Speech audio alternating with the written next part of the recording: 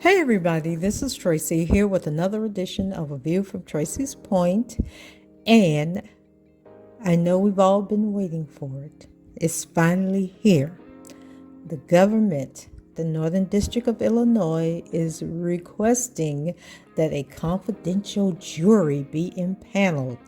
Yes, this is the same thing as the anonymous jury out of the Eastern District of New York. Perhaps they'll have the same paid actors acting on their behalf. So let's get into it after this break.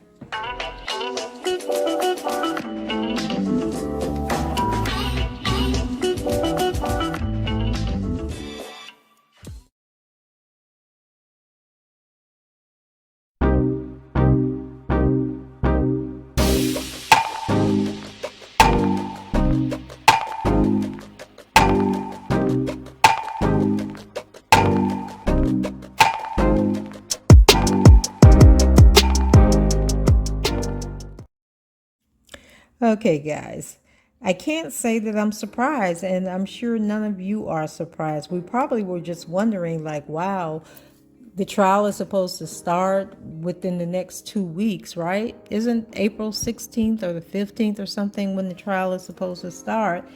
And they hadn't brought up anything about the anonymous jury, which we knew they were going to do.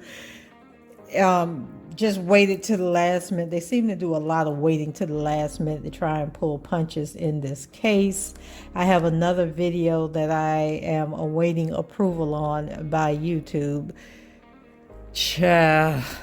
They are just really messing up my algorithm here. And here it was, I thought it was the content that they were flagging my videos for, but I found a document that is actually a proof of a paper that's scheduled to come out in October of 2022, where someone did a study on YouTubers or content creators on YouTube that felt that they were being discriminated against. And one of the things that they talked about was the demonetization of videos. And they give a couple of reasons as to why YouTube demonetizes videos for not being advertiser friendly. That has nothing to do with advertisers. It's really a means of control in dealing with a shortage in revenue. Ad revenue is down for the company, so then they target smaller channels. And I'll get into that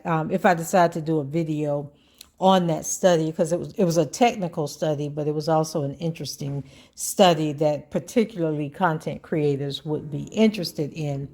But back to this whole situation. So there's another video that I have pending, waiting on a review by YouTube, and it was Jennifer Bonjean's response to the Santiago proffer, and I'm not sure, it's been taking them like almost 2 days to approve the video, so not sure when that is going to be released. And then this, I'm sure, is going to fall into the same situation, so it might be a day or two before you actually get to see this video. But it was actually done on Monday, August the 2nd. So, not Monday, Tuesday. Tuesday, August the 2nd is when the video was done. But let's jump into it because it's not a long document. It says, government's motion to impanel confidential jury. Due to the tremendous attention in this case from the media and other online platforms, the United States requests that a confidential jury be impaneled for trial.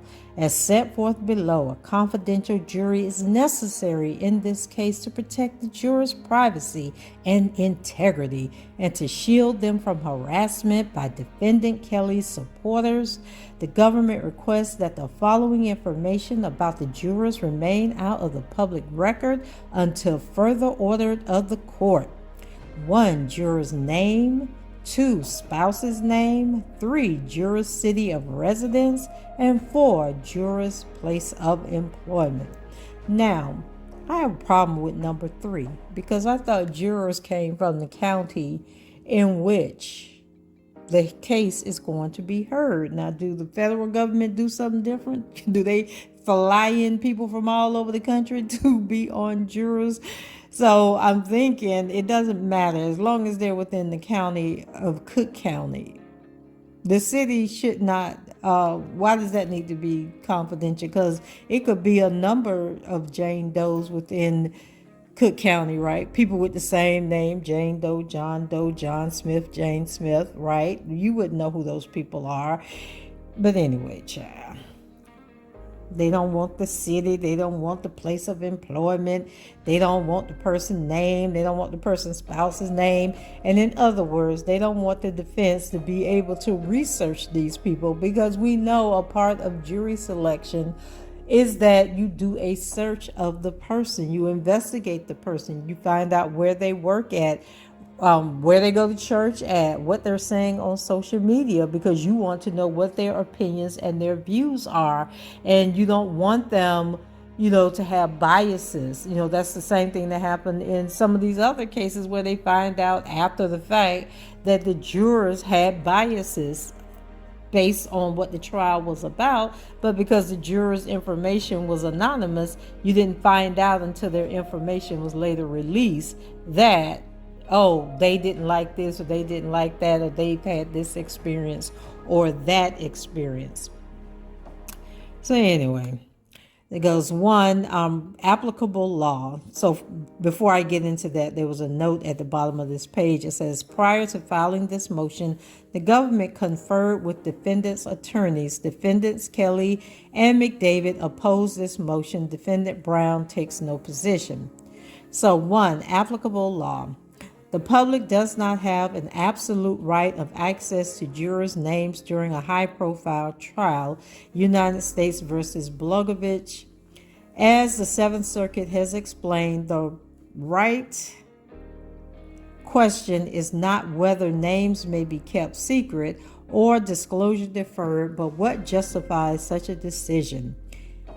See also Northern District of Illinois plan for random selection of jurors adopted by the Northern District of Illinois pursuant to Title 28 United States Code Section 1863 B7 at 10A, expressly permitting district courts to maintain the confidentiality of juror names in the interest of justice. No, it's not in the interest of justice. It's in the interest of y'all trying to be slick.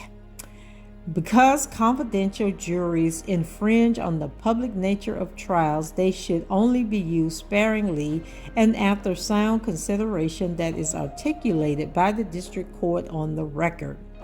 United States versus Harris, which was heard in the Seventh Circuit in 2014. Accordingly, a judge must find some unusual risk to justify keeping jurors' names confidential, and great public interest in this prosecution may indeed create exceptional risk.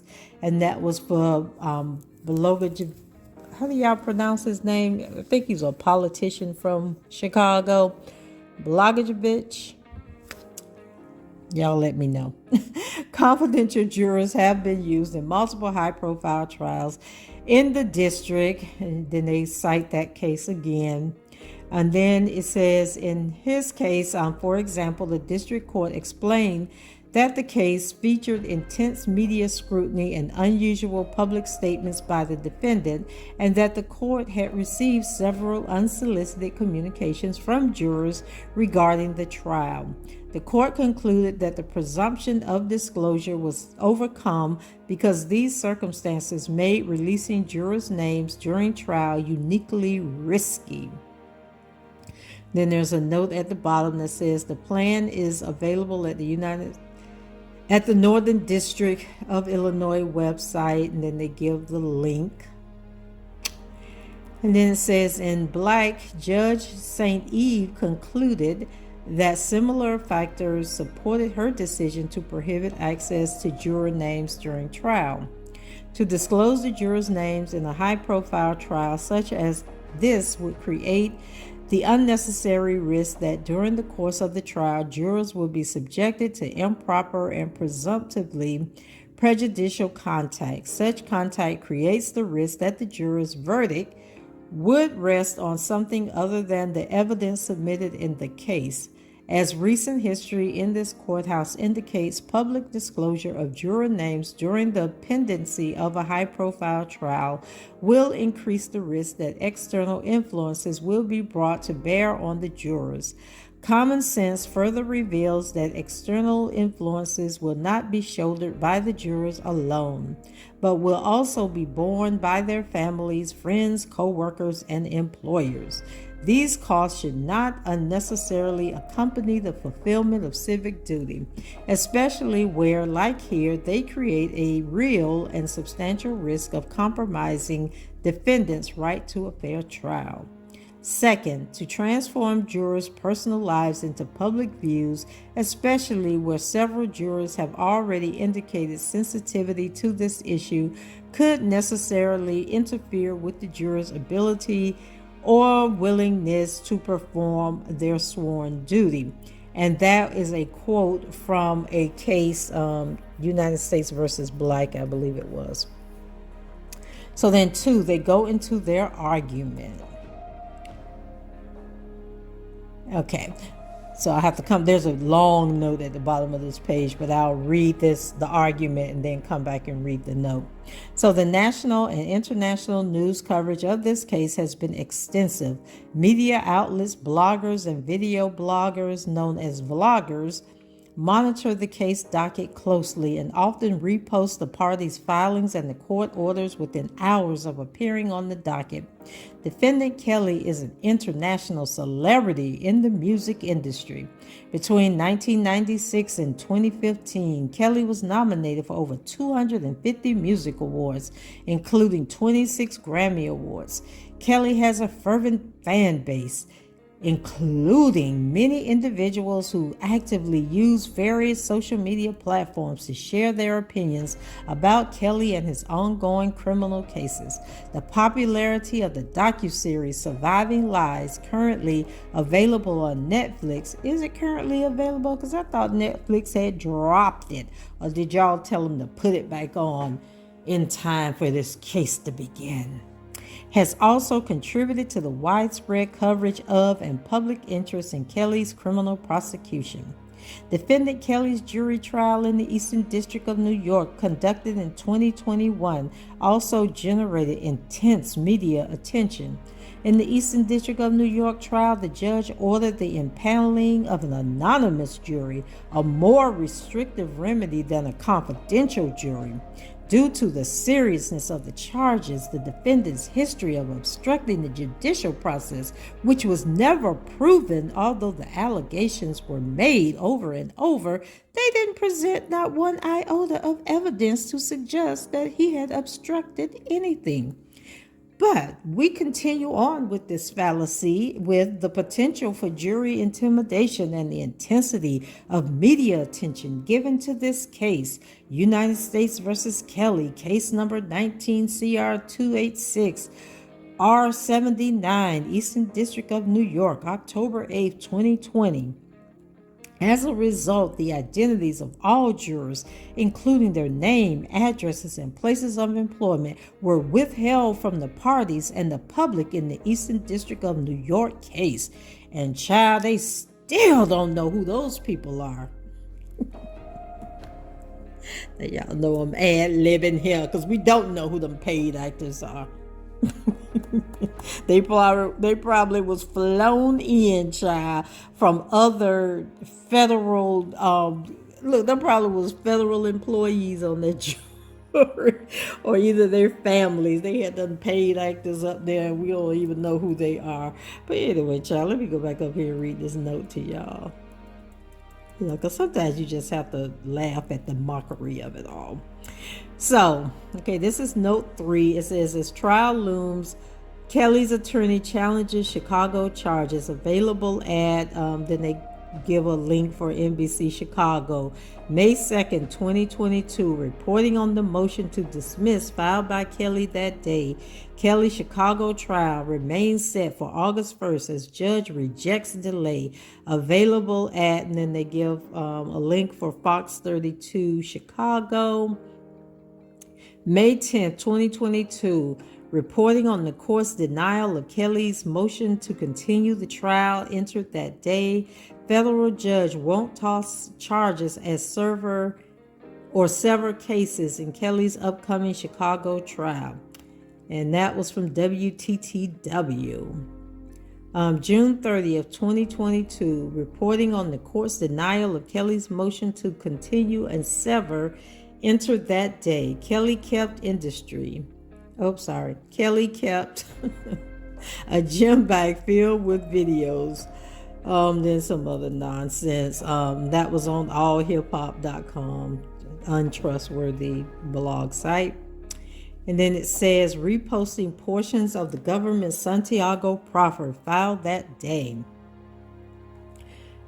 And then there's another note that says multiple major news outlets, including the New York Times, the Chicago Tribune, and the Chicago Sun-Times, posted daily articles about the Eastern District of New York case during the trial and the subsequent sentencing hearing.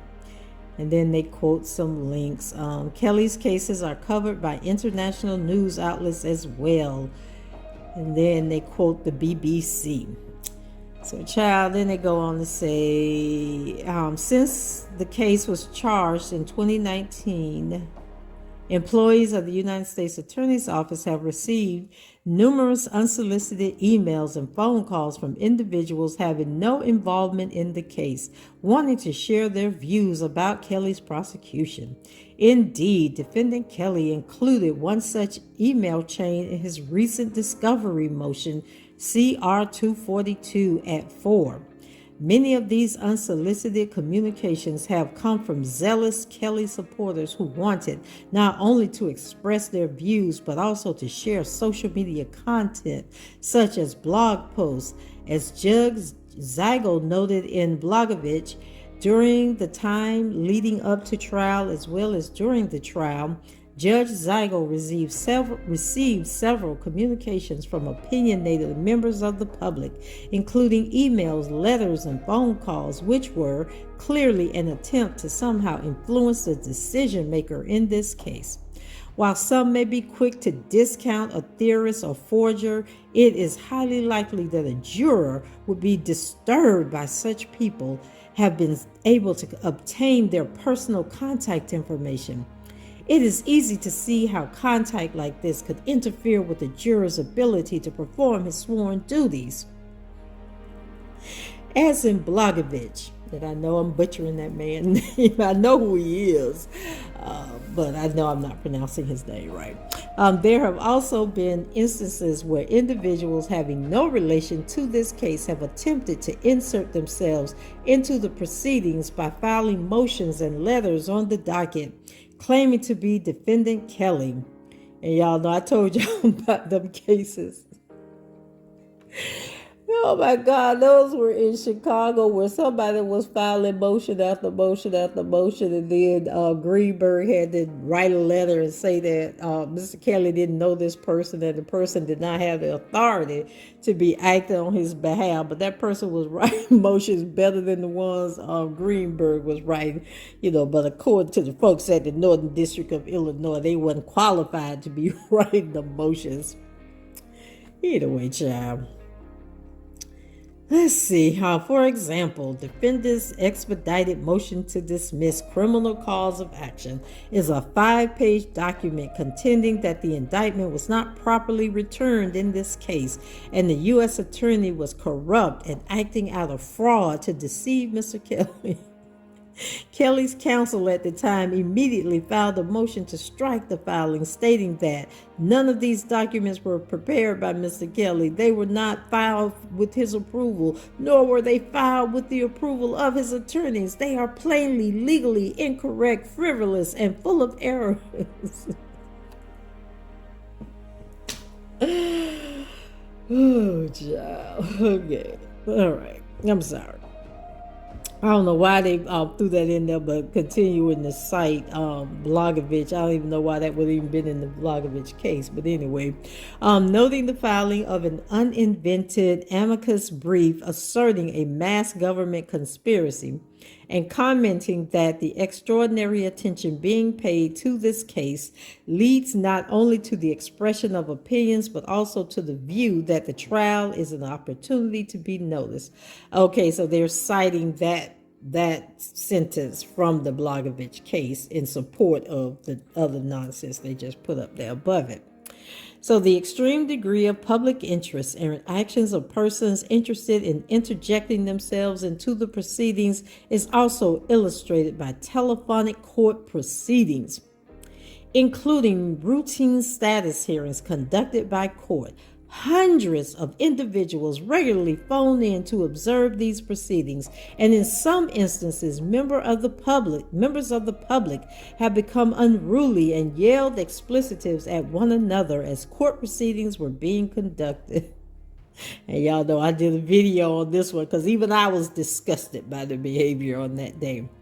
For example, during a telephonic status hearing on May 10, 2022, after the court denied Kelly's motion to continue the trial date, multiple members of the public openly criticized the court's decision. The government was later informed that one of the attendees on the call recorded the proceedings. Now, they say very clearly it is against the law to be recording these proceedings. And then not only did they record it, they posted the audio recording on the internet. Oh my goodness, these people are out of hand. They know they're wrong for that. And look above for the link to the video I did on that day was embarrassing. And then there was a call in like in the past week or something where they said people was, or was it, no, it was Dubowski's hearing, Dubowski's status hearing in New York, I think it was, where people were 10 times worse on that status call than they were on the call that these people are talking about here. So, moreover, federal prosecutors of Kelly have given rise to threats of violence directed at prosecutors and witnesses. Child, what threats of violence? For example, on July 12, 2022, a federal grand jury returned an indictment charging Christopher Gunn with threatening the lives of 3 individuals involved in the prosecution of Kelly. Child, who he threatened? Who he threatened, y'all?